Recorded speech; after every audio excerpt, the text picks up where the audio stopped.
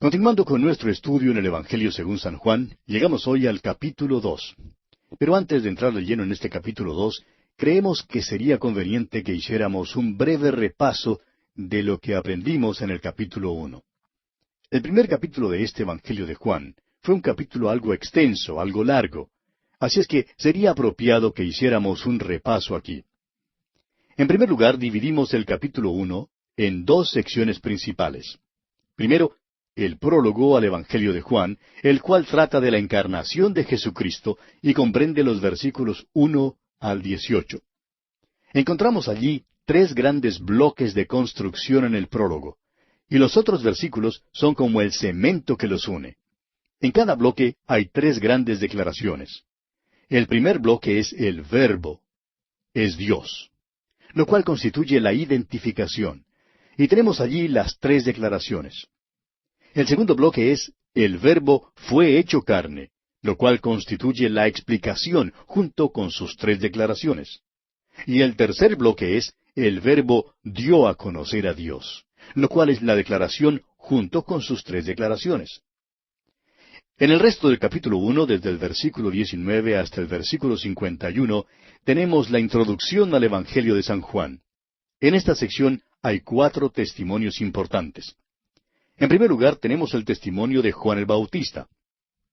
En el versículo 36 encontramos que Jesús es el que revela a Dios. En el versículo 29 tenemos que Jesús es el Redentor de los hombres. En segundo lugar, tenemos el testimonio de Andrés. Y en el versículo 41 vimos que Andrés declara que Jesús es el Mesías, el Cristo. En tercer lugar, tenemos el testimonio de Felipe, quien en el versículo 45 declara que Jesús es el cumplimiento del Antiguo Testamento. Y en cuarto y último lugar, tenemos el testimonio de Natanael, quien declara, en el versículo 49, que Jesús es el Hijo de Dios, el Rey de Israel. En el capítulo 1 vimos el contraste entre Jesús y Juan, el que por cierto es muy claro. Cristo es desde la eternidad, en cambio Juan vino. Cristo es el Verbo, Juan es un hombre.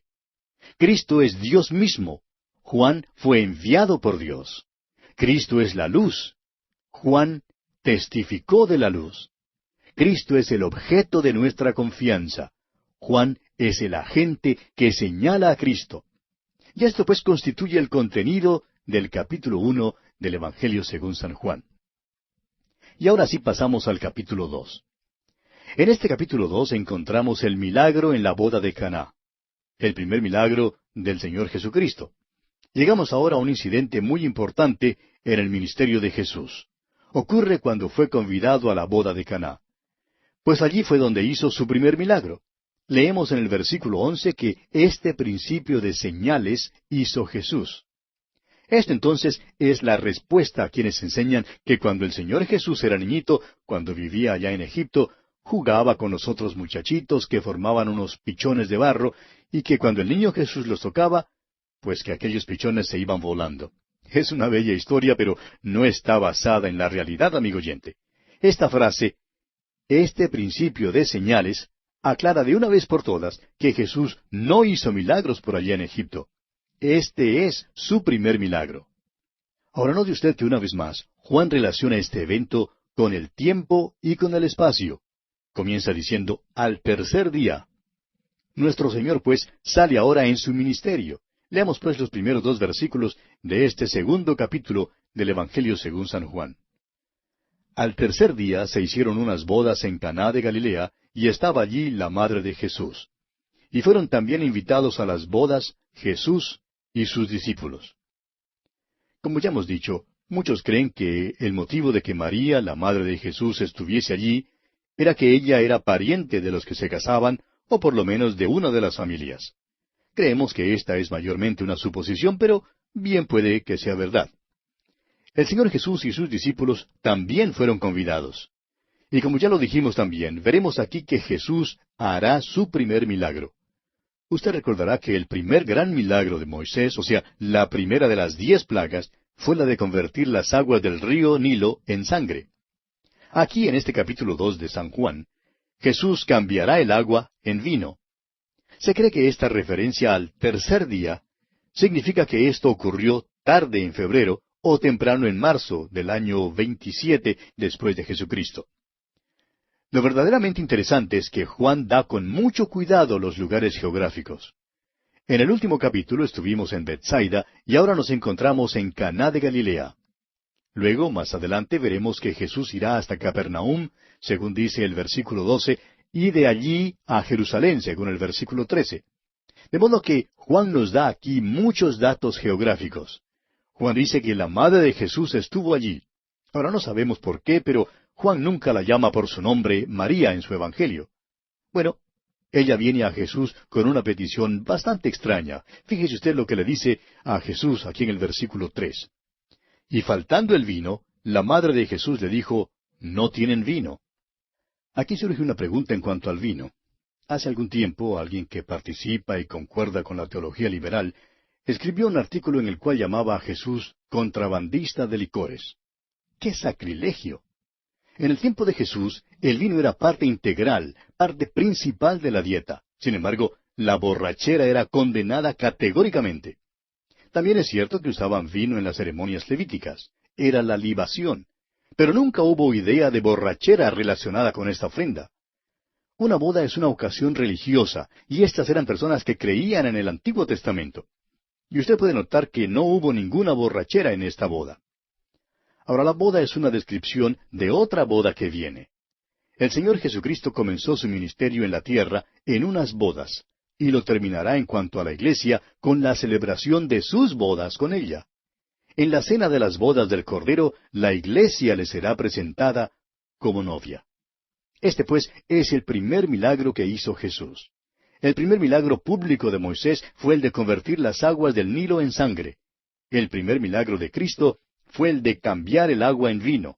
Pues la ley por medio de Moisés fue dada, pero la gracia y la verdad vinieron por medio de Jesucristo. ¡Qué contraste, amigo oyente! Ahora, ¿qué quiso decir María con su declaración? En primer lugar, es bueno que nos demos cuenta del hecho de que esta era una familia muy pobre. Simplemente no había suficientes refrescos. En su comentario, Ben Gal dijo que cuando ella le dijo al Señor que no tenían vino, quiso indicar suavemente que él y sus discípulos deberían salir. Ahora, Juan Calvino, por su parte, escribió que era una sugerencia para que él divirtiera a los convidados con un discurso. Calvino creía que la madre de Jesús le decía, ¿por qué no les das alguno de tus famosos discursos? Pero el caso es que él todavía no había dado ningún discurso, porque este es el principio de su ministerio público. Pero algunos creen que bien pudo haber sucedido como Juan Calvino lo sugiere. No creemos que el contexto aquí admita ninguna de estas dos interpretaciones. No creemos que fue una sugerencia para que él saliera y tampoco creemos que fue una sugerencia para que divirtiera a los convidados. Creemos francamente que lo que ella está diciendo es, haz un milagro. Esta es una ocasión apropiada. Usted recordará que cuando el ángel Gabriel se le apareció a María y le dijo que ella sería quien daría a luz al Mesías, María preguntó en cuanto al nacimiento virginal. Dijo allá en el capítulo 1 de San Lucas, versículo 34, ¿cómo será esto, pues no conozco varón? Y Gabriel le indicó con toda claridad que el Espíritu Santo vendría sobre ella, y que el ser que nacería sería divino y santo. María entonces demostró su fe y su sumisión cuando dijo en el versículo 38 de Lucas 1, He aquí la sierva del Señor. Y desde ese momento en adelante una nube pasó sobre su cabeza y siempre hubo dudas.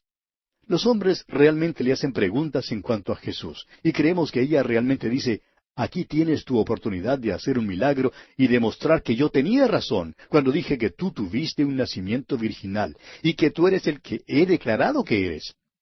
Pero Jesús le da una respuesta muy clara. Leámosla aquí en el versículo 4 del capítulo 2 de San Juan. Jesús le dijo, ¿qué tienes conmigo, mujer?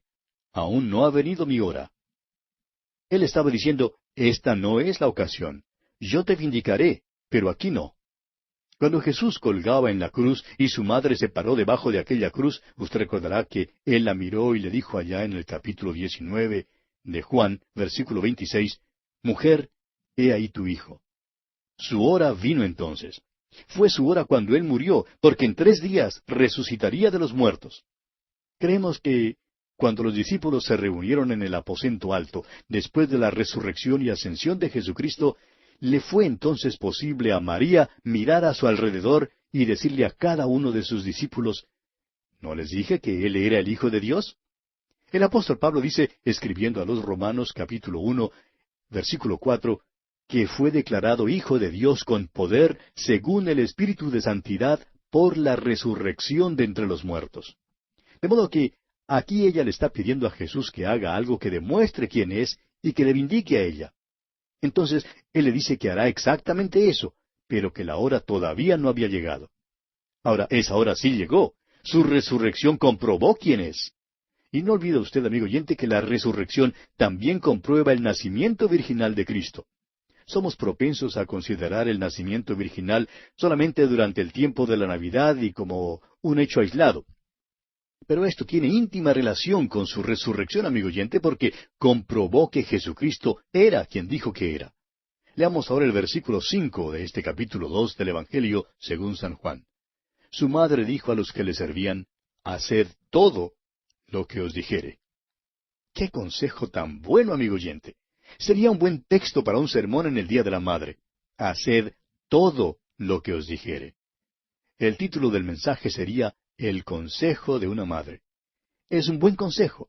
Algunos han hablado sobre este texto y han sugerido que este fue el único mandamiento que María dio. Pero no nos atrevemos a llamarlo mandamiento. Creemos que es más bien un consejo, un buen consejo. De hecho, un excelente consejo. Continuemos con los versículos 6 y 7 de este capítulo 2 del Evangelio según San Juan. Y estaban allí 6 tinajas de piedra para agua, conforme al rito de la purificación de los judíos, en cada una de las cuales cabían 2 o 3 cántaros. Jesús les dijo, llenad estas tinajas de agua, y las llenaron hasta arriba. Nuestra atención ahora es dirigida hacia estas 6 tinajas de agua. Las usaban en los ritos de purificación externa. Esta era una familia pobre y, evidentemente, estas tinajas eran viejas, muy usadas y probablemente las habían guardado aparte en algún lugar. Esperaban que cuando los convidados vinieran, que ojalá ninguno se fijara en ellas. Y creemos que nuestro Señor debe haberle causado pena a esta familia cuando pidió que sacaran estas tinajas. Pero luego Él les explica lo que quiere que hagan y entonces las llenan hasta arriba. Leamos ahora los versículos 8 al 10 del capítulo 2 de Juan. Entonces les dijo, sacad ahora y llevadlo al maestresala. Y se lo llevaron. Cuando el maestresala probó el agua hecha vino, sin saber él de dónde era, aunque lo sabían los sirvientes que habían sacado el agua, llamó al esposo y le dijo, todo hombre sirve primero el buen vino, y cuando ya han bebido mucho, entonces el inferior. Mas tú has reservado el buen vino hasta ahora. Ahora no quisiera que nos desviemos del tema aquí y que entremos en discusiones en cuanto a si este era vino embriagador o no. No creemos que tal tipo de discusiones sean provechosas y, más que eso, esta no es la cuestión de importancia en este pasaje. Note usted que hay algo aquí que se omite. ¿Dónde está la novia? No la encontramos en ninguna parte. ¿Y cómo era el traje de la novia? ¿No era esto acaso lo más importante de la boda? Quizá usted, amigo oyente, al igual que yo, ha presenciado muchas bodas y se habrá dado cuenta que cuando el predicador entra en la iglesia, nadie tiene verdadero interés en el predicador. Luego entra el novio y francamente tampoco tienen mucho interés en él. La única persona que le da una sonrisa al novio es la madre de él. Pero entonces entra la novia y todo el mundo la mira. Ahora, ¿qué tipo de traje tenía esta novia aquí? Bueno, no lo sabemos. Jesús y esas tinajas de agua son lo más importante aquí. Amigo oyente, aquí hay algo que es maravilloso. Tomó unas tinajas y mandó que las llenaran de agua. Luego sirvieron el agua y creemos que el milagro tuvo lugar cuando llevaron el agua y la sirvieron a los convidados. Se cambió en vino. Creemos que así fue como el milagro tuvo lugar. Y aquí tenemos una gran lección espiritual para nosotros, amigo oyente. Jesús nos usa hoy en día como usó aquellas tinajas de agua. Somos como tinajas que son golpeadas y batidas. No somos atractivos y por eso debemos ser apartados y ocultados de la vista. Pero Él quiere usarnos, quiere llenarnos de agua. Ahora, ¿cuál es el agua? El agua, amigo oyente, es la palabra de Dios. Quiere llenarnos del agua de la palabra de Dios. Luego, después que nos llena del agua de la palabra de Dios, quiere que la compartamos. Y cuando hacemos eso, no sabemos cómo explicarlo, pero cuando el agua es vaciada de las tinajas y llega hasta los sedientos, es entonces cambiada en vino. Es cambiada en el vino de la alegría por medio de la operación del Espíritu Santo.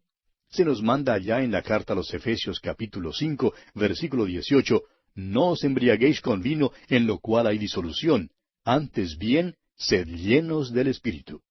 El Espíritu Santo, amigo oyente, toma esa agua y hace un milagro en la vida del individuo. No lo podemos explicar, pero sabemos que sí sucede. Son varias las personas que nos han escrito y que nos han contado que han sido salvadas simplemente al escuchar la palabra de Dios por medio de este programa. No lo podemos comprender. Somos simplemente una vieja tinaja de agua y tenemos dentro de nosotros un poquito de agua de la palabra. Tratamos de dársela a usted, amigo oyente, y utilizamos la radio como medio para compartirla. Allá donde usted está, Dios transforma esta agua en vino de la alegría. Sabemos que tal cosa ocurre, pero no lo podemos explicar. Hay, por otra parte, tantas personas hoy en día que quieren salir para testificar o quieren salir para hacer algo para el Señor. Pero antes de poder hacer algo efectivo, amigo oyente, tenemos que recordar que somos simplemente unas tinajas de agua, viejas y golpeadas, y que Cristo quiere tomarnos y llenarnos con la palabra de Dios. Es precisamente por eso que la enseñamos con tanto ahínco en esta audición. Creemos que lo que le falta a usted, amigo oyente, es el vino de la alegría en su vida, y nada menos que la palabra de Dios puede traérselo. Y sabemos que esto es verdad porque hemos recibido miles de cartas que lo testifican. Bien, leamos ahora el versículo 12 de este capítulo 2 del Evangelio según San Juan. Después de esto descendieron a Capernaum, él, su madre, sus hermanos y sus discípulos, y estuvieron allí no muchos días. Creemos que esto se refiere a ese tiempo cuando su pueblo natal no le quiso aceptar. Usted recordará que en aquella ocasión trataron de acabar con él. Cuando entró en la sinagoga y leyó el libro de Isaías y dijo que estas profecías se cumplían con su venida, el pueblo no le creyó y dijeron, ¿no es este el hijo de José? Probablemente le habrían destruido en aquella ocasión. Por tanto, cambió su centro de operaciones a Capernaum, y que sepamos, Capernaum fue el centro de operaciones de Jesucristo durante su ministerio público de 3 años. Y bien, amigo oyente, nos detenemos aquí por hoy, porque nuestro tiempo una vez más se nos ha agotado. Continuaremos en nuestro próximo programa.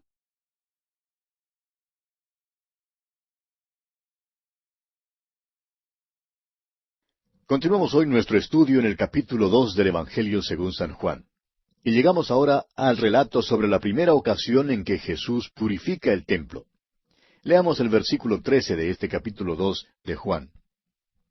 Estaba cerca la Pascua de los judíos, y subió Jesús a Jerusalén. Tenemos aquí la mención de otro sitio geográfico. Jesús principió su ministerio en Caná de Galilea, fue a Capernaum y ahora está en Jerusalén. Fíjese usted que Juan llama a esta fiesta la Pascua de los judíos. Ya no era la Pascua del Señor como se la llama allá en Éxodo 12:27. Es la Pascua de los judíos, meramente una fiesta religiosa, sin sentido y vacía, simplemente un rito para ser cumplido. Aquel del cual habla la Pascua ya había venido. Porque nuestra Pascua, que es Cristo, ya fue sacrificada por nosotros, dice el apóstol Pablo, escribiendo en su primera carta a los Corintios, capítulo 5 y versículo 7. Nuestro Señor, pues, subió a Jerusalén. Ahora, esto no ocurrió durante el principio de su ministerio público, sino probablemente al fin del primer año. A todos los varones les era requerido ir a Jerusalén 3 veces al año para la fiesta de la Pascua, la fiesta de Pentecostés y la fiesta de los tabernáculos. Jesús, pues, subió a Jerusalén para la Pascua, una fiesta que se celebraba a mediados del mes de abril. Allí Jesús purifica el templo. En realidad lo purificó 2 veces. La primera vez fue al principio de su ministerio y la segunda vez al fin de su ministerio. Continuemos ahora con el versículo 14 de este capítulo 2 del Evangelio según San Juan. Y halló en el templo a los que vendían bueyes, ovejas y palomas, y a los cambistas allí sentados. Estaban vendiendo animales y tórtolas y cambiando dinero. Es muy interesante que no aceptaban ningún tipo de dinero allí, sino solo el dinero del templo. Ningún otro tipo de dinero podía ser usado ni ofrecido. Por tanto, tenían puestos para cambiar el dinero y por supuesto que estos hombres ganaban dinero al efectuar estas operaciones cambiarias. Ahora, ¿por qué tenían tal sistema? ¿Por qué hacían esto? Bueno, estaban allí porque estaban facilitando la vida religiosa. Era más cómodo cambiar el dinero allí mismo en el templo. Recibían las monedas romanas, que tenían grabadas la efigie de César y la marca del paganismo, y las cambiaban por monedas judías que se podían usar en el templo. Estaban pues allí para la comodidad de los que venían a adorar. También cambiaban las monedas más grandes por su equivalente en monedas más pequeñas. Asimismo, vendían animales. Había mucho tráfico de aquellos animales para los sacrificios. Habían los que cobraban cierto precio por criar estos animales. Y esto proporcionaba también una oportunidad para hacer más cómoda la religión. Hoy en día tenemos el mismo problema con las muchas maneras de hacer más cómodas las iglesias. Y esto sirve para atraer a la gente. Hay tantos hermanos en la iglesia que parece que piensan en Cristo como un ser algo anémico. Parece que no se dan cuenta de quién es Él en realidad. Pero encontramos aquí que nuestro Señor Jesucristo subió a Jerusalén en este tiempo y purificó el templo. Leamos los versículos 15 al 17 de este capítulo 2 de Juan. Y haciendo un azote de cuerdas, echó fuera del templo a todos, y las ovejas y los bueyes, y esparció las monedas de los cambistas, y volcó las mesas. Y dijo a los que vendían palomas, Quitad de aquí esto, y no hagáis de la casa de mi padre casa de mercado. Entonces se acordaron sus discípulos que está escrito, El celo de tu casa me consume. Amigo oyente, permítanos decirle que el Señor era fuerte, de eso no hay duda. La cita de la cual se acordaron sus discípulos era un versículo que se encuentra ya en el Salmo 69. Este salmo, o alguna porción de él, es citado 17 veces en el Nuevo Testamento, y es uno de los 6 salmos que son más citados en el Nuevo Testamento. Se cita una vez más en el capítulo 15 de este Evangelio de Juan, versículo 25. También en el capítulo 19, versículo 28. Los otros salmos que se citan con frecuencia son el Salmo 2, el 22, el 89, el 110 y el 118. Si desea notarlos, vamos a repetirlos una vez más. Los 6 salmos que son más citados en el Nuevo Testamento son el Salmo 69, luego el Salmo 2, el 22, el 89, el 110 y el 118. Bien, continuemos ahora leyendo los versículos 18 y 19 de este capítulo 2 de Juan. Y los judíos respondieron y le dijeron, ¿qué señal nos muestras ya que haces esto? Respondió Jesús y les dijo, Destruid este templo y en 3 días lo levantaré. La palabra que Jesús usó aquí para destruir es luo y significa desatar o desunir. En realidad se refería a su cuerpo humano. Continuemos con el versículo 20. Dijeron luego los judíos, en 46 años fue edificado este templo, ¿y tú en 3 días lo levantarás? El templo en aquel entonces era el templo de Herodes. Todavía estaba en el proceso de construcción y ya había estado en construcción por 46 años. Hay un uso específico de palabras griegas aquí que quisiéramos que usted vea, amigo oyente. En los versículos 14 y 15 de este capítulo 2, donde se habla acerca de Jesús purificando el templo se declara con la palabra griega hierón, la que se refiere al templo en conjunto. Pero específicamente fue el atrio del templo lo que Jesús purificó.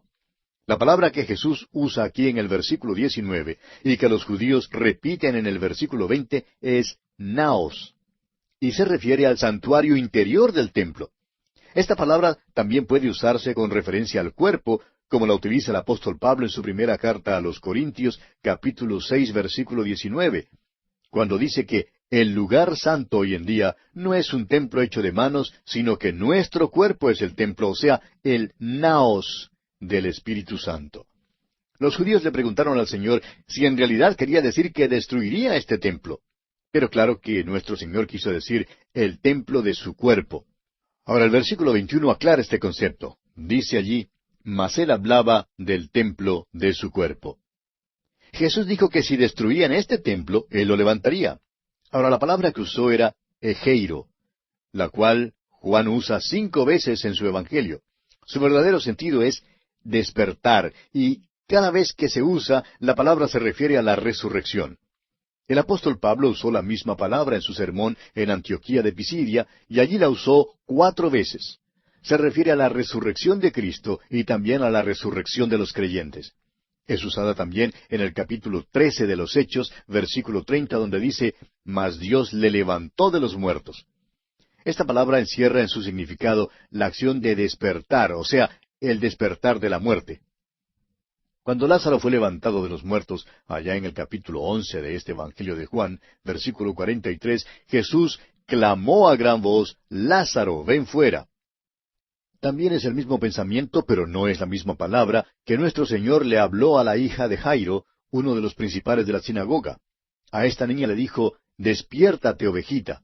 Y esto es lo que encierra esta palabra, egeiro. Y fue precisamente esto lo que Jesús quiso decir cuando habló del templo de su cuerpo. Pero sus discípulos no entendieron eso, y no fue sino hasta después de su resurrección cuando se acordaron de lo que él había dicho aquí. Leamos ahora el versículo 22. Por tanto, cuando resucitó de entre los muertos, sus discípulos se acordaron que había dicho esto, y creyeron la Escritura y la palabra que Jesús había dicho. Estamos llegando ahora a algo que es de mucho interés, amigo oyente. En realidad, debemos leer desde el versículo 23 y seguir leyendo el capítulo 3, donde tenemos la historia de Nicodemo. Todo esto tuvo lugar en Jerusalén durante el tiempo de la Pascua. Leamos pues el versículo 23. Estando en Jerusalén en la fiesta de la Pascua, muchos creyeron en su nombre, viendo las señales que hacía. Muchas personas que leen esto dicen, «¡Cuán maravilloso es que muchos creyeron en él!» Pero, amigo oyente, no fue nada maravilloso, porque esta no era la fe salvadora de ninguna manera. Ellos simplemente hacían una señal afirmativa cuando veían los milagros que él hacía. Pues fíjese usted lo que sigue aquí en los versículos 24 y 25. Pero Jesús mismo no se fiaba de ellos porque conocía a todos y no tenía necesidad de que nadie le diese testimonio del hombre, pues él sabía lo que había en el hombre. En verdad, el lenguaje que se usa aquí revela que él no se fiaba de ellos. La fe de ellos no era la fe genuina, no era esa fe salvadora de ninguna manera. Amigo oyente, ¿qué quiere usted decir cuando dice que cree en Jesús? ¿Quiere decir que cree en las verdades del Evangelio? Sería difícil contradecirlas, ¿verdad? Pero él murió por sus pecados. La pregunta importante es, ¿confía usted, amigo oyente, en Él como su Salvador personal, el que murió por sus pecados? ¿Fue resucitado Él para su justificación? ¿Es Él el Salvador que vive a la diestra de Dios hoy en día y que se constituye en la única esperanza que usted tiene? Eso es lo más importante. Esta multitud tenía interés en Jesús y cuando le veían hacer los milagros, creían. Tenían que creer. Habían visto los milagros. Pero Jesús no se fiaba de ellos. No creía que su creencia fuera genuina porque conocía a todos. Sabía lo que había en el corazón humano. No necesitaba que nadie le diera testimonio del hombre porque él sabía lo que había en el hombre. Es sobre la base de esto, amigo oyente, que Nicodemo viene a él. En otras palabras, el Señor Jesús no se fiaba de la multitud. La multitud creyó en él, pero era solo porque habían visto los milagros. Sería casi imposible ser testigo de un milagro y no creer. Este hombre Nicodemo vino a Jesús de noche, y nuestro Señor sí se fió de este hombre Nicodemo, porque la fe de este hombre era sincera. Y entramos ahora en nuestro estudio del capítulo 3 de Juan. Y aquí tenemos el encuentro de Jesús con Nicodemo. Usted recordará que ya dijimos que este es un caso en el cual la división que se ha hecho entre capítulos no es lo más deseable.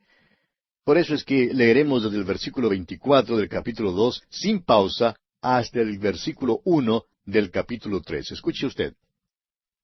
Pero Jesús mismo no se fiaba de ellos porque conocía a todos y no tenía necesidad de que nadie le diese testimonio del hombre, pues él sabía lo que había en el hombre. Había un hombre de los fariseos que se llamaba Nicodemo, un principal entre los judíos. Este hombre se había separado de la multitud. Nuestro Señor no se fiaba de la multitud porque él sabía que su fe no era genuina. Pero este hombre Nicodemo es un hombre sincero. Y vamos a conocerlo ahora. 3 cosas se dicen aquí en cuanto a él. Lo primero es que era un hombre de los fariseos. Eso significa que era miembro del mejor grupo en Israel. Los fariseos creían en la inspiración del Antiguo Testamento, creían en la venida del Mesías, creían en los milagros y creían en la resurrección. Era pues un hombre de los fariseos y su nombre era Nicodemo. Se nos da su nombre y es identificado como principal entre los judíos. De modo que podríamos decir que este versículo nos da las tres máscaras que este hombre llevaba puestas. Esta es una descripción del hombre moderno. Era un hombre de los fariseos cuando se reunía con ellos. Cuando él estaba con ellos, era uno de ellos. Luego, cuando salía de entre los fariseos y caminaba por las calles, el público se apartaba para abrirle paso. Seguramente Nicodemo tendría puesta su vestimenta especial, sus filacterias y su manto de oración. Y la gente quizá diría, allí va Nicodemo, principal entre los judíos. ¡Qué hombre más destacado! Por tanto, creemos que Nicodemo adoptaría una actitud totalmente diferente con la gente en la calle. Pero su nombre era Nicodemo. Y debajo de estas dos máscaras que llevaba, era simplemente Niquito. Hoy en día hay muchos hombres que viven así. Tenemos al señor que es comerciante y oficial de una gran corporación. Sale a la oficina por la mañana y aquellos que trabajan con él en la oficina le hablan y le llaman señor y se someten a él. En verdad no le conocen. Ellos creen que le conocen, pero no le conocen de veras. Luego este señor sale de la oficina y ve a algunos de sus clientes y cuando le preguntan en cuanto al negocio, él les responde, pues, todo anda bien. Luego, al mediodía, entra en el club para almorzar. En el mismo momento en que entra en el club, es un hombre diferente. No es ya el señor fulano de tal, presidente de la corporación, sino que ahora es simplemente uno entre muchos miembros del club. Los socios del club juegan golf con él y le conocen, se tutean con él y le llaman por su primer nombre. Él, por su parte, asume una actitud diferente y una relación diferente con ellos. Le preguntan en cuanto al negocio y él les responde, pues, todo anda muy bien. Luego, por la noche, después de cerrar el negocio, vuelve a su casa, abre la puerta, entra, se quita el abrigo y se sienta en su silla favorita. Aquí otra vez es un hombre diferente, un hombre muy diferente. Su esposa entra en el cuarto y lo mira sentado allí, desalentado y sin las dos máscaras que ha llevado puestas durante el día. Ya no es el comerciante, presidente de la corporación.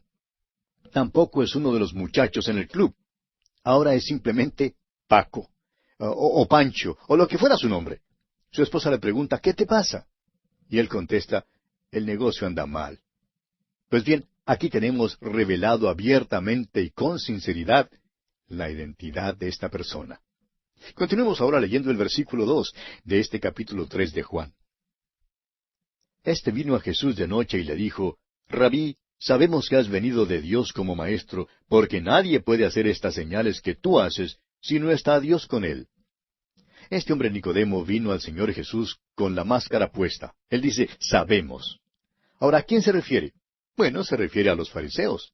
Viene como un hombre de los fariseos. Está llevando puesta aquella máscara. A propósito, viene haciendo un cumplido genuino, no es hipócrita. Dice que los fariseos se han reunido y que saben que Él, es decir, el Señor Jesucristo, ha venido de Dios como maestro. Creemos que vino para hablar acerca del reino de Dios. Los fariseos querían establecerlo y librarse del yugo romano, pero no disponían de los medios para lograr esto. Ahora aquí viene este que es tan popular con las multitudes que le siguen a donde quiera que vaya, y por tanto los fariseos quieren unirse a él. Ellos creen que Jesús ha venido del pueblito de Galilea y que por tanto no sabe cómo tratar a los políticos. Pero ellos sí lo saben, y por eso los fariseos creen que no sería malo combinar sus fuerzas. Por esto Nicodemo viene de una manera algo condescendiente a Jesús, pero siempre reconociendo que Él ha venido de Dios como maestro. Ahora, las pruebas que él señala son los milagros. Tenía que reconocer los milagros. Ahora, fíjese usted, amigo oyente, que en aquel entonces nadie dudaba la realidad de los milagros de nuestro Señor. Los que dudan los milagros hoy en día son los profesores de teología liberal, que están separados por unos 2000 años y miles de kilómetros de la tierra donde todo esto ocurrió. Usted encontrará que ni los amigos ni los enemigos de Jesús jamás dudaron de la realidad de sus milagros. Continuemos pues con el versículo 3. Respondió Jesús y le dijo, de cierto te digo, que el que no naciere de nuevo no puede ver el reino de Dios.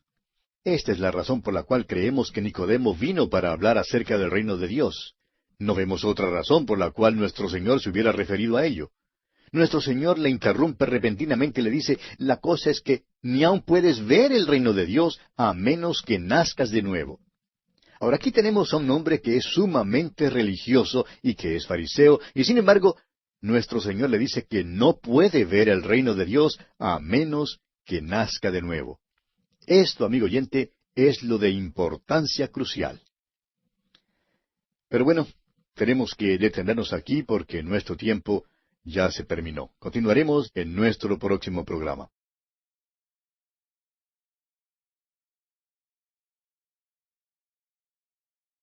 Continuamos hoy estudiando el capítulo 3 del Evangelio según San Juan. Y en nuestro programa anterior comenzamos a considerar el diálogo de Jesús con Nicodemo. Ya hemos visto que este hombre Nicodemo es diferente a la multitud. Era un hombre genuino, pero era un hombre que tenía tres máscaras.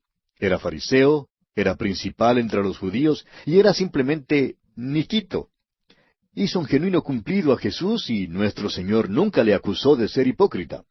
Vino como fariseo hablando acerca del reino de Dios. Y vimos que nuestro Señor Jesucristo le interrumpe repentinamente y le dice que necesita nacer otra vez, que no puede ver el reino de Dios a menos que nazca de nuevo. Ahora, si es que este hombre vino para hablar del reino y de su establecimiento, lo cual creemos que hizo, entonces es cierto que esta declaración de nuestro Señor le desvió.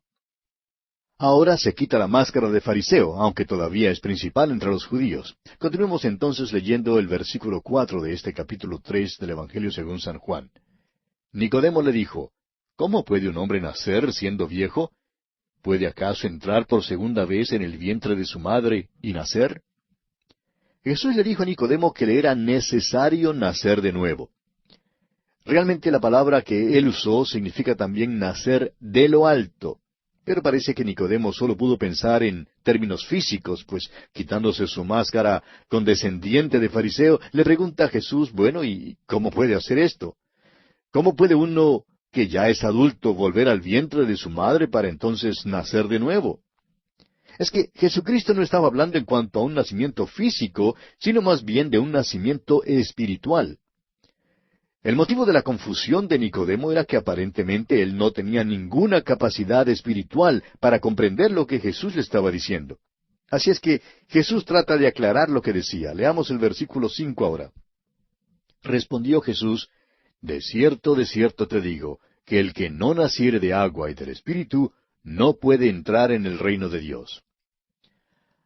Ahora quizás usted se esté preguntando, y bueno, ¿qué significa eso de ser nacido de agua y del Espíritu? Por una parte, hay quienes creen que el ser nacido de agua es una referencia al bautismo, pero permítanos decir, amigo oyente, que esta sería una expresión muy extraña si fuese una referencia a tal cosa. Por otra parte, tenemos el caso de muchos médicos que dicen que esta es una referencia al nacimiento físico, ya que es un nacimiento en agua, y el feto en el vientre de la madre está rodeado por agua. Bueno, sea lo que fuere, no creemos que nacer de agua signifique ninguna de estas dos cosas. Creemos que Jesús no estaba hablando aquí de las diferencias entre el nacimiento natural y el nacimiento espiritual, sino que estaba explicando cómo un hombre puede ser nacido de lo alto, o sea, renacido. Al hacerlo, dijo entonces que este nuevo nacimiento es producto del agua y del Espíritu. Más adelante en este Evangelio, allá en el capítulo 17, versículo 17, Jesús dice, santifícalos en tu verdad, tu palabra es verdad. La palabra es la que puede limpiar y santificar. En el capítulo 15 de este Evangelio, versículo 3, Jesús dice, ya vosotros estáis limpios por la palabra que os he hablado. O sea que en muchas maneras y en muchos pasajes de las Escrituras, la palabra es comparada con el agua, es decir, la palabra de Dios. Creemos entonces que el nacer de agua en este pasaje significa que una persona solo puede nacer de nuevo mediante la acción de la palabra, o sea, las Sagradas Escrituras. El Espíritu Santo es quien toma las Escrituras y las usa. Creemos de todo corazón que nadie puede ser renacido sin la acción de la palabra de Dios. Y creemos que es por esto que Jesús le da tanta importancia al ser nacido del agua y del Espíritu. Si estudiamos el libro de los Hechos de los Apóstoles, encontraremos que hay tres relatos sobresalientes sobre tres personas que se convierten, es decir, que nacen de nuevo.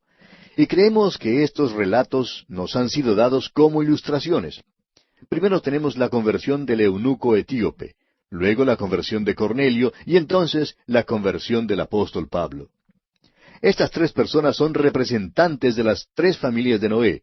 Uno es hijo de Sem, otro es hijo de Cam, y el tercero es hijo de Jafet. Y en la conversión de cada uno de estos tres, la palabra de Dios fue utilizada por el Espíritu de Dios. El método de Dios parece ser este: la palabra de Dios, usada por el Espíritu de Dios, dada mediante un hombre de Dios. Y estamos confiados de que nuestro Señor Jesucristo estaba diciendo que es necesario nacer de agua y del Espíritu, y que esto significa la acción del Espíritu de Dios, quien usa la palabra de Dios. Sin este renacimiento, amigo oyente, no se puede entrar en el reino de Dios. Continuemos ahora con el versículo 6 de este capítulo 3 de Juan. Lo que es nacido de la carne, carne es, y lo que es nacido del Espíritu, Espíritu es. La intención de Dios no es la de cambiar esta vieja naturaleza que usted y yo tenemos. El hecho es que no puede ser cambiada, es imposible. La palabra de Dios tiene mucho que decir en cuanto a esta vieja naturaleza que tenemos. El apóstol Pablo, escribiendo a los romanos, en el capítulo 8 de su carta, versículos 7 y 8, dice: Por cuanto la mente carnal es enemistad contra Dios, porque no se sujeta a la ley de Dios, ni tampoco puede. Y los que viven según la carne no pueden agradar a Dios. Dios no tiene un programa para esta vieja naturaleza que tenemos. No piensa recuperarla, ni mejorarla, ni desarrollarla, ni salvarla. Esa vieja naturaleza tiene que descender al sepulcro con nosotros. Y si el Señor viene antes de que descendamos al sepulcro, entonces tendremos que ser transformados. Eso significa que Él acabará con esa vieja naturaleza, pues ésta nunca, nunca jamás podrá ser obligada a ser obediente a Dios. El Señor Jesucristo dijo: lo que es nacido de la carne, carne es. Este es un axioma, y por esto Dios no intenta salvar la carne de ninguna manera. Esta vieja naturaleza será reemplazada por la nueva naturaleza. Amigo oyente, es por esto que el nacimiento espiritual es necesario, a fin de que podamos recibir una nueva naturaleza. La vieja naturaleza es categóricamente una naturaleza que no puede ser recuperada. Ahora, en los versículos 7 y 8, el Señor continúa hablando a Nicodemo y le dice: No te maravilles de que te dije, os es necesario nacer de nuevo.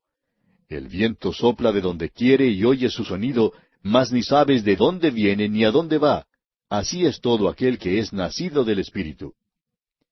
Nicodemo está ahora perdiendo sus máscaras y Jesús le explica esto. No se puede decir de dónde viene el viento ni a dónde va. Las corrientes de aire y los vientos son cosas sobre las cuales hay mucho que los hombres todavía no saben. El viento sopla de donde quiere. No podemos hacer nada para desviarlo ni cambiarlo. Hoy en día tratan de restarle fuerza a los huracanes allá en el Golfo de México y en la región del Caribe, pero hasta el momento no han tenido mucho éxito, que digamos. No nos es posible domar el viento. Ahora, aunque no podemos controlar el viento, sí podemos saber cuándo sopla. Usted y yo podemos estar parados en la calle y usted me dice a mí: hace mucho viento. Y yo le respondo: ¿cómo sabes? Usted me contestaría: pues lo siento, y mira allí aquel árbol. ¿Ve cómo sus hojas son llevadas por el viento? Y fíjate en cómo se dobla el árbol. Sí, amigo oyente, podemos saber cuándo sopla el viento. Ahora, no sé cómo explicarle, amigo oyente, el nacimiento espiritual. Yo sé que hay muchos libros que se han publicado hoy en día que tratan de explicarlo, pero la diferencia entre aquellos autores y yo es que parece que los autores de esos libros no saben que no lo saben explicar. Yo por lo menos estoy dispuesto a admitir que no lo sé. El Señor Jesús dijo: el viento sopla de donde quiere. Así es todo aquel que es nacido del Espíritu. No lo entiendo por completo. Así es con el que es nacido del Espíritu. No le puedo decir exactamente cómo opera el Espíritu de Dios, pero sí me es posible saber cuándo está obrando en las vidas y en los corazones de su pueblo. Eso es exactamente lo que nuestro Señor Jesucristo está diciendo aquí. Nuestro Señor le ha quitado ahora dos máscaras a Nicodemo. El hombre que se para delante de Jesús ya no es un hombre de los fariseos, ni tampoco es principal entre los judíos. ¿Quién es entonces?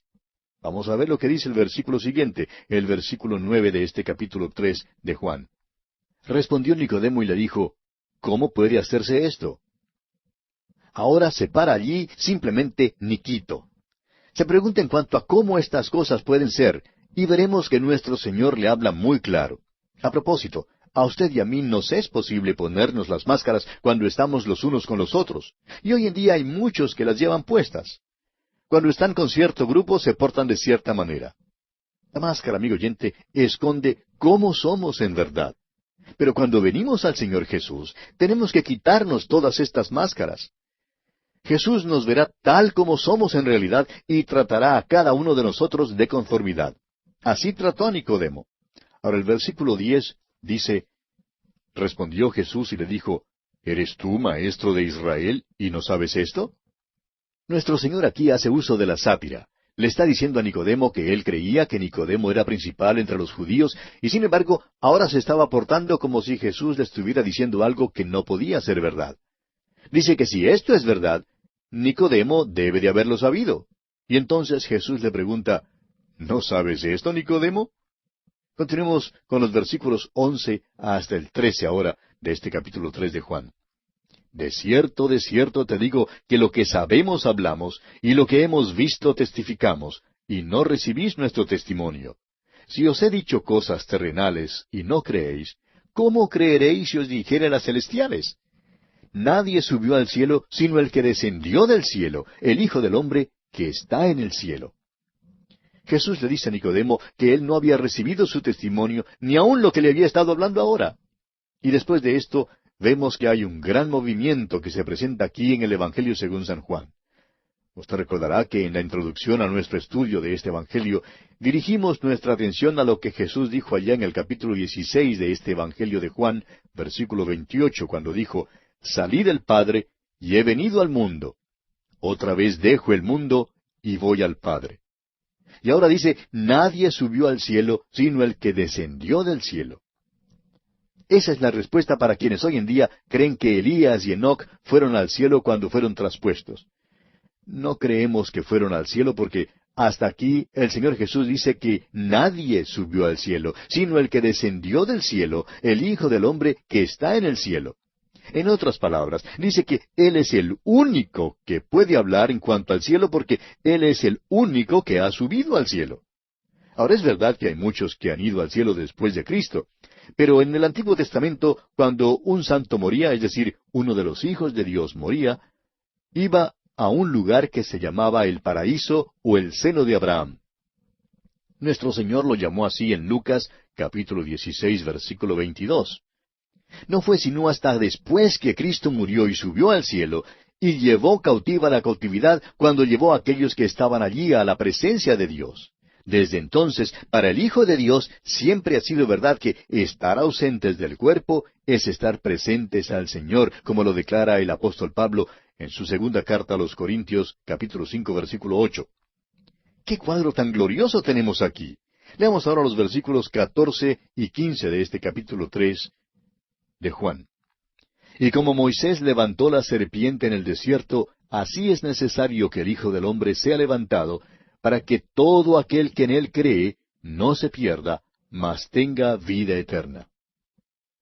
Cuando Moisés puso aquella serpiente sobre el asta, debido al pecado del pueblo, todo lo que tenía que hacer uno que fuese mordido era mirarla. Y como Moisés había levantado la serpiente, así era necesario que Cristo fuera levantado. Como usted ve, amigo oyente, esa serpiente representaba el pecado del pueblo, y Cristo fue hecho pecado por nosotros en la cruz. Llevó allí nuestros pecados. Y como Moisés levantó la serpiente en el desierto, así es necesario que el Hijo del Hombre sea levantado. Nuestro Señor le dice ahora a Nicodemo las palabras que probablemente son las más conocidas en toda la Biblia. Leamos el versículo 16 de este capítulo 3 del Evangelio según San Juan. Porque de tal manera amó Dios al mundo, que ha dado a su Hijo unigénito, para que todo aquel que en él cree no se pierda, mas tenga vida eterna. Hay dos cosas que necesitamos notar aquí. La primera es que nos dice que es necesario nacer de nuevo. Y la otra es que es necesario que el Hijo del Hombre sea levantado. Estas dos cosas están relacionadas. Se necesita ambas cosas, la muerte y la resurrección de Cristo. Es necesario que Él sea levantado. Y siendo que Él ya ha sido levantado y que ya ha llevado nuestro castigo, ahora el Espíritu de Dios puede regenerarnos, puede hacernos nacer de nuevo. Pero no nos olvidemos que es necesario, imprescindible, nacer de nuevo. Esa es la única manera por la cual Dios nos puede recibir.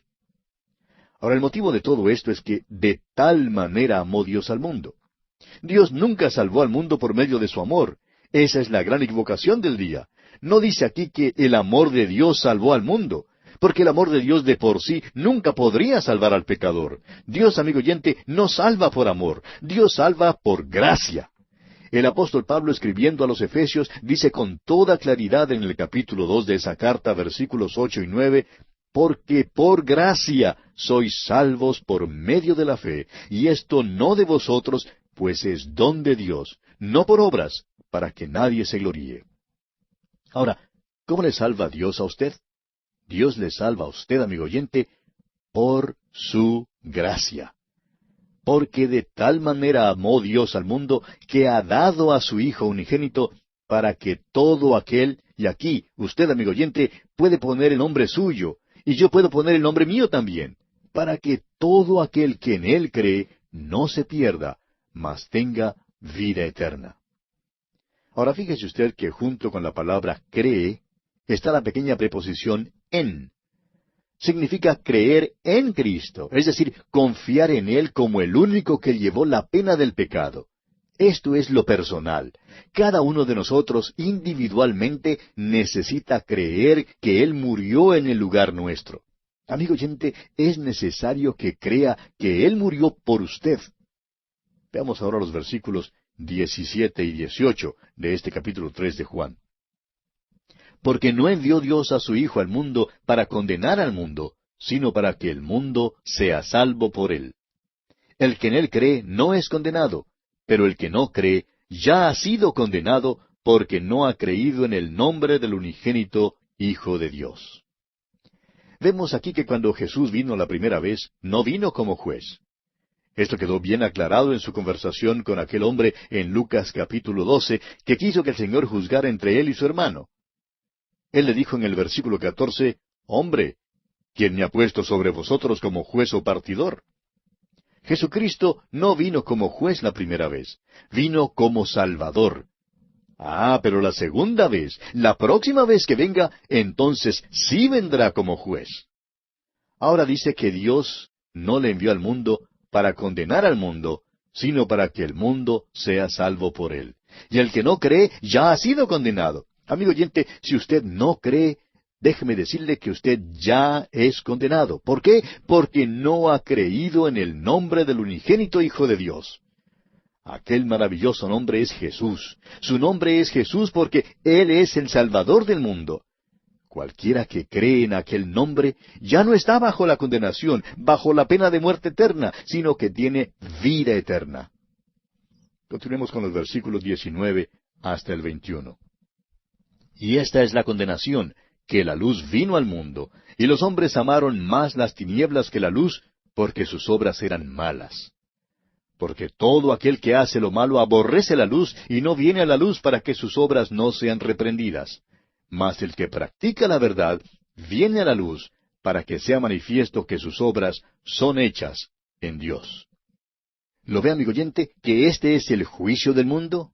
El día en que el mundo crucificó a Cristo, el mundo hizo una gran decisión. Ahora debe ser juzgado por Dios, y de eso es de lo que se habla aquí. Recuerde que Jesús está hablando con Nicodemo aquí, y que Nicodemo era fariseo.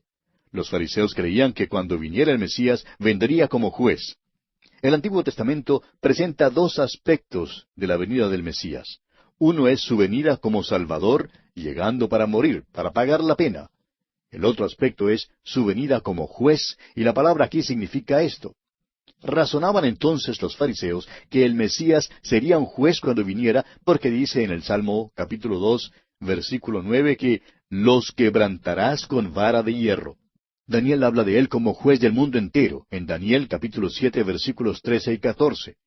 El Salmo 45 habla del reinado del Mesías sobre el mundo con justicia. Y en Isaías 11, versículos 3 al 5, se habla acerca de sus juicios con justicia. Y también en el capítulo 42 de Isaías, versículos 1 al 7, se habla de sus juicios con justicia.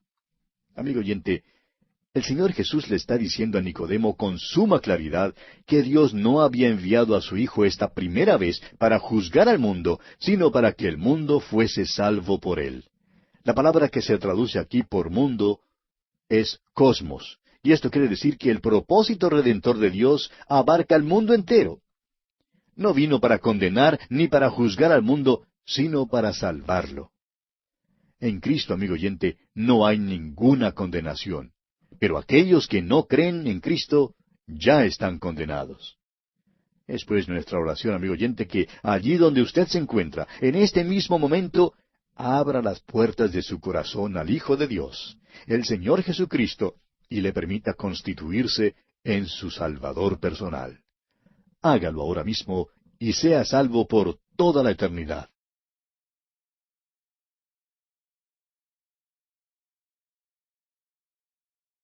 Continuamos hoy estudiando el capítulo 3 del Evangelio según San Juan. En nuestro programa anterior avanzamos hasta el versículo 21, y decíamos que este es el juicio del mundo. El día en que el mundo crucificó a Cristo, el mundo hizo una gran decisión. Ahora debe ser juzgado por Dios. Recordamos que Jesús estaba hablando con Nicodemo aquí, y que Nicodemo era fariseo. Ahora los fariseos creían que cuando viniera el Mesías vendría como juez, porque el Antiguo Testamento presenta dos aspectos de la venida del Mesías. Uno es su venida como Salvador, llegando para morir, para pagar la pena. El otro aspecto es su venida como juez. De modo que los fariseos razonaban que el Mesías sería un juez cuando viniera, porque el Salmo 2:9 dice, los quebrantarás con vara de hierro. También Daniel 7:13 y 14 hablan de él como el juez del mundo entero. Asimismo, el Salmo 45 habla del reinado del Mesías sobre el mundo con justicia. Y el profeta Isaías en el capítulo 11, versículos 3 al 5, dice que juzgará con justicia y que será la justicia cinto de sus lomos. Y más adelante en el capítulo 42, Isaías vuelve a mencionar sus juicios con justicia. Así que, por todo esto, los fariseos habían llegado a la conclusión de que el Mesías sería un juez cuando viniera.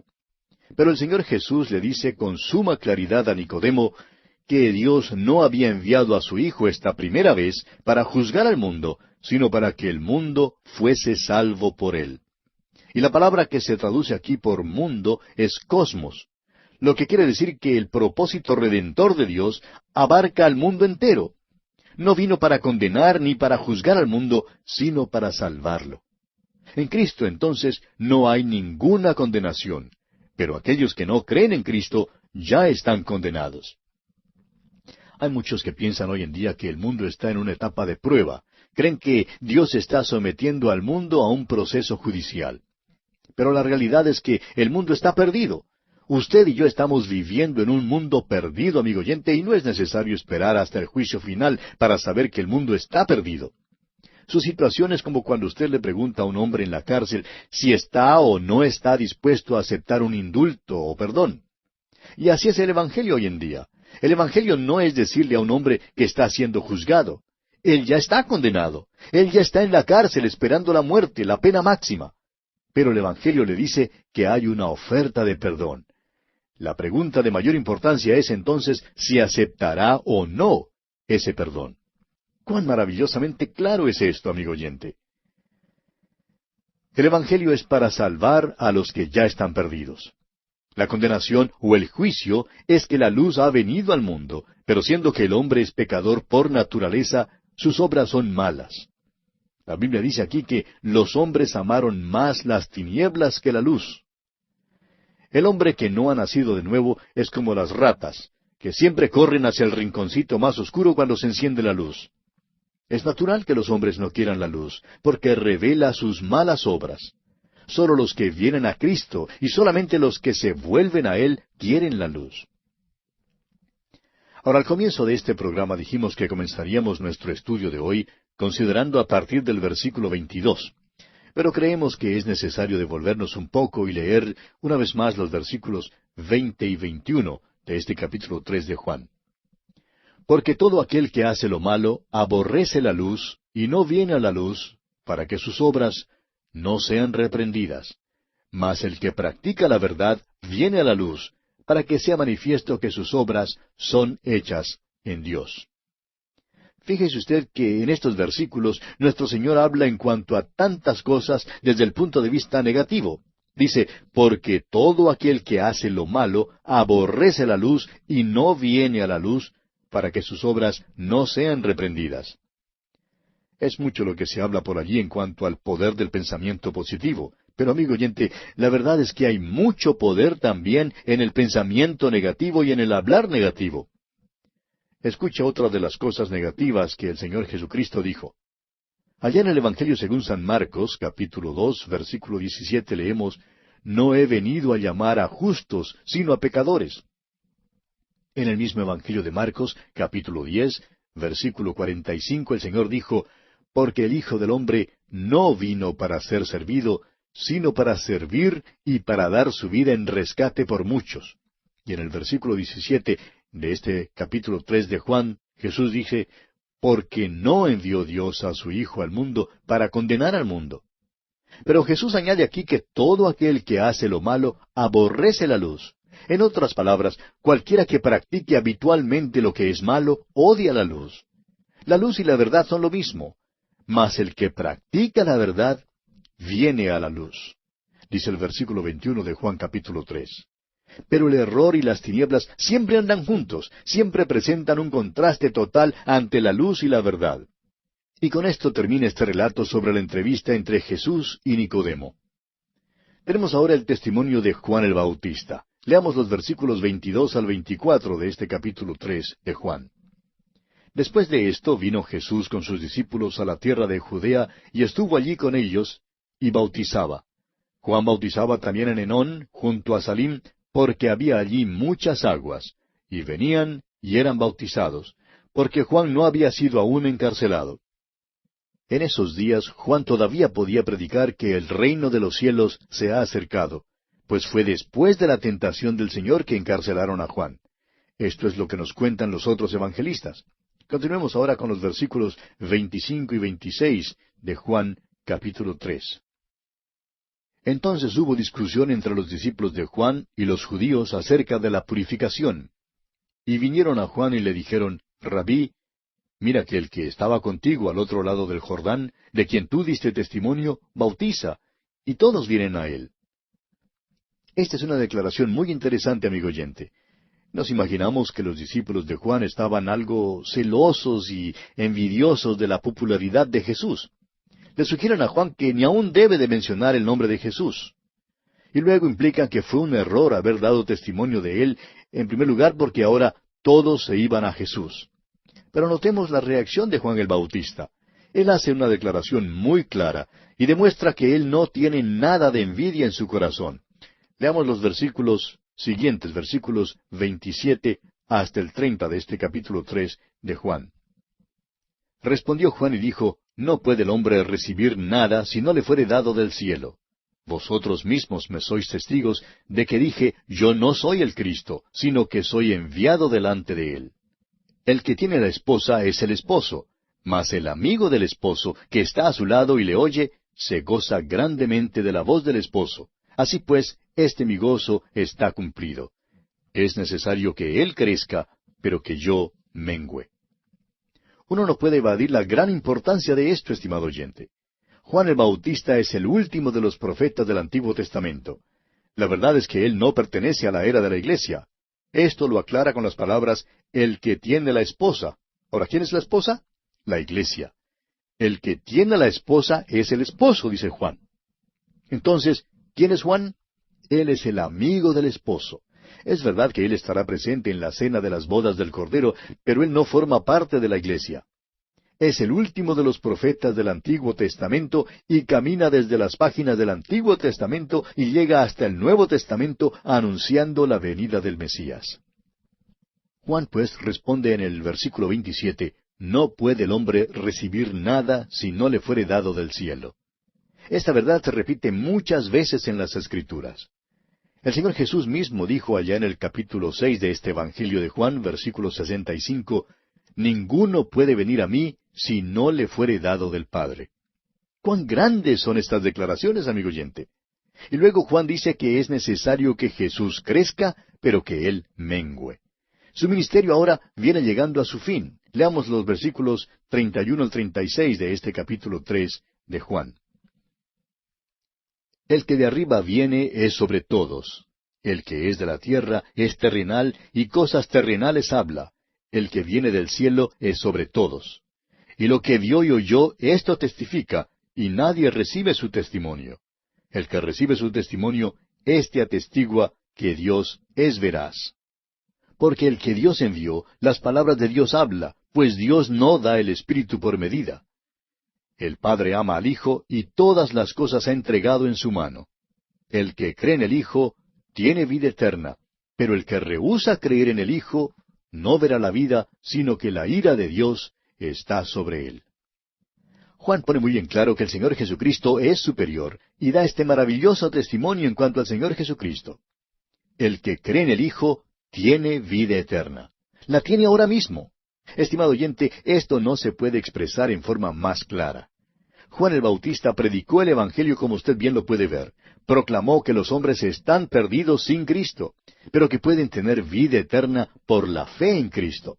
¿Qué testimonio tenía este hombre? ¿Qué testimonio tan grande para el Señor Jesucristo? Y bien, así concluye nuestro estudio del capítulo 3 del Evangelio según San Juan. Llegamos ahora al capítulo 4. Este capítulo narra uno de los incidentes más importantes en la vida del Señor Jesucristo, su encuentro con la mujer samaritana. Comencemos pues leyendo los primeros 3 versículos de este capítulo 4 de Juan. Cuando pues el Señor entendió que los fariseos habían oído decir, Jesús hace y bautiza más discípulos que Juan, aunque Jesús no bautizaba, sino sus discípulos, salió de Judea y se fue otra vez a Galilea. Al parecer, esto sucedió inmediatamente después del encuentro entre Jesús y Juan el Bautista en el capítulo 3. Probablemente esto ocurrió cerca del 27 del mes de diciembre, y cuando Juan el Bautista ya estaba en la cárcel. Creemos que cuando Juan fue encarcelado, Jesús salió de Judea y regresó a Galilea. Ahora, ¿por qué salió de Judea? Bueno, no quería precipitar de antemano una crisis. Es que el Señor Jesús estaba andando según un horario. Aquel horario era un horario celestial, un horario fijado por el Padre. Jesús dijo con toda claridad que Él había venido para hacer la voluntad del Padre. Dijo allá en el capítulo 10 de este Evangelio, versículo 18, con respecto a su vida, Nadie me la quita, sino que yo de mí mismo la pongo. Tengo poder para ponerla y tengo poder para volverla a tomar. Este mandamiento recibí de mi Padre. Estaba hablando en cuanto a su muerte venidera. No podían prender a Jesús sino cuando llegara su hora. Y es en el capítulo 13 de Juan donde primero leemos que llegó la hora de Jesús. Allá en el versículo 1 de ese capítulo 13 dice, antes de la fiesta de la Pascua, sabiendo Jesús que su hora había llegado para que pasase de este mundo al Padre, Jesús pues estaba andando según un horario previsto, amigo oyente, y vino para cumplir la voluntad del Padre. Es por esto que Jesús se fue otra vez a Galilea. Regresó a donde estaba su centro de operaciones. Ya hemos indicado que creemos que este centro estaba ubicado en la ciudad de Capernaum. Continuemos ahora con el versículo 4 de este capítulo 4 de Juan. Y le era necesario pasar por Samaria. Aquellas palabras, le era necesario, nos llaman la atención. ¿Por qué le era necesario pasar por Samaria? Bueno, porque quería alcanzar a la mujer samaritana. Escúchele usted en el versículo 34. Mi comida es que haga la voluntad del que me envió y que acabe su obra. Le era pues necesario pasar por Samaria. Al parecer, su destino era Caná de Galilea, aquel lugar donde había cambiado el agua en vino. Había un hombre noble, un oficial del rey en Capernaum, que tenía un hijo enfermo. Jesús se dirige hacia Capernaum, pero le es necesario pasar por Samaria. Si usted mira un mapa de esa región, verá que había tres rutas que él podría haber tomado. Podría haber viajado junto a la costa. Había allí un camino que hoy en día todavía está allí. Podría haber pasado por Perea, que está al otro lado del Jordán, o bien podría haber pasado por Samaria. El historiador Josefo nos dice que la ruta más directa era la que pasaba por Perea, pero Jesús no tomó esa vía. Pasó por Samaria porque sabía que allí le esperaba la mujer samaritana. Continuemos ahora con el versículo 5. Vino pues a una ciudad de Samaria llamada Sicar, junto a la heredad que Jacob dio a su hijo José. El sepulcro de José está cerca de la bifurcación del viejo camino romano al sur de Sicar. Allí, junto al pozo, fue donde Jesús se encontró con la mujer samaritana. El monte Gerizim estaba situado al noroeste de allí, y la sinagoga de los samaritanos estaba en la cuesta del monte Gerizim. Y esta es, en breve, la escena de este lugar a donde llega el Señor. Leamos ahora el versículo 6. Y estaba allí el pozo de Jacob. Entonces Jesús, cansado del camino, se sentó así junto al pozo. Era como la hora sexta. La hora sexta, según la hora romana, sería las 6 de la tarde. Pero al parecer aquí seguimos la hora judía, y esto correspondería a las 12 del mediodía. Dice que estaba cansado del camino. ¡Cuán perfectamente humano era Jesús! Y Juan, el autor de este Evangelio, lo presenta como el Hijo de Dios, como Dios manifestado en la carne. Él dijo al principio de este Evangelio, el Verbo fue hecho carne. Amigo oyente, nuevamente hay algo aquí que es profundo, aun cuando el lenguaje es sencillo. Piénselo. El Dios de la eternidad vino a esta tierra. El Verbo fue hecho carne y habitó entre nosotros. Y al pasar por Samaria se sentó allí junto al pozo para alcanzar a esta mujer samaritana. En aquel entonces, los samaritanos por lo general eran personas bastante pobres. Continuemos con el versículo 7 de este capítulo 4 de Juan. Vino una mujer de Samaria a sacar agua, y Jesús le dijo, «Dame de beber». Como lo veremos más adelante, era obvio que esta era una mujer de vida licenciosa. Era una mujer ruda e inmoral. Hoy en día la llamaríamos una mujer de vida alegre. ¿Qué contraste hay entre ella y el hombre que vimos en el capítulo anterior, Nicodemo? Fíjese usted que con Nicodemo, un hombre que era muy religioso, nuestro Señor se portó de una manera bastante áspera. Fíjese ahora en lo benigno que fue con esta samaritana. Le pide que le haga un favor. Despierta su simpatía. Jesús tenía sed y así le pidió que le diera de beber. 2 veces la mujer rehúsa darle agua. Se resintió por su acercamiento y resistió cualquier inferencia espiritual que él le hiciera. ¡Qué condescendencia por parte de Jesús! Él, quien es el agua de vida, le pide a ella que le dé un poquito de agua. Eran las 12 del día y sus discípulos habían ido a la ciudad para comprar algo de comer. Y el versículo 9 de este capítulo 4 de Juan dice, la mujer samaritana le dijo, ¿cómo tú, siendo judío, me pides a mí de beber que soy mujer samaritana? Porque judíos y samaritanos no se tratan entre sí. Aquí ella es ruda, insolente, imprudente e impertinente y mueve su petulante cabeza. Hace de esto una distinción racial, pero fíjese usted lo que nuestro Señor hace aquí. Llega al lugar más bajo al cual puede llegar. Mire cómo el Señor se porta con ella. Era muy diestro y simpático, pero también habla con ella potente y firmemente y con certeza. No le da un discurso sobre la integración ni sobre los derechos civiles. Él no es un candidato para ningún puesto político. Simplemente despierta su curiosidad femenil. Motivó un interés y una sed. Continuemos ahora con el versículo 10 de este capítulo 4 de Juan. Respondió Jesús y le dijo, si conocieras el don de Dios, y quién es el que te dice, dame de beber, tú le pedirías y él te daría agua viva. Note usted cómo Jesús ha despertado la curiosidad de esta mujer, e inmediatamente ella cambia de actitud. Leamos los versículos 11 y 12. La mujer le dijo, Señor, no tienes con qué sacarla y el pozo es hondo. ¿De dónde pues tienes el agua viva? ¿Acaso eres tú mayor que nuestro padre Jacob, que nos dio este pozo, del cual bebieron él, sus hijos y sus ganados? La mujer ahora lo llama Señor, cosa que antes había omitido. Hasta ahora ella había sido imprudente y descortés, pero ahora hay una diferencia.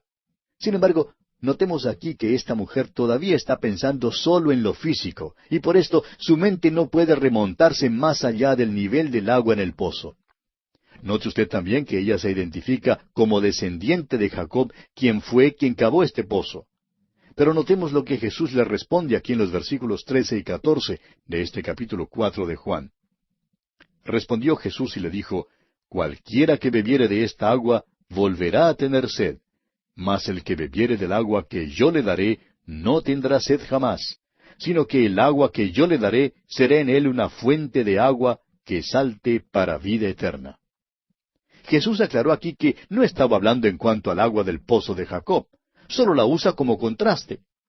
Amigo oyente, 2/3 de la superficie de la tierra es agua. Hay multitudes hoy en día que constantemente buscan y encuentran el agua física. Sin embargo, son muy contados los que están buscando el agua espiritual. Es nuestra oración, estimado oyente, que usted forme parte de esta gran minoría, que busque el agua espiritual, porque esta agua está a su disposición en este mismo momento. Y bien, nos detenemos aquí por hoy, amigo oyente, porque el reloj nos indica que nuestro tiempo ha tocado ya a su fin. Continuaremos considerando este interesantísimo pasaje en nuestro próximo programa.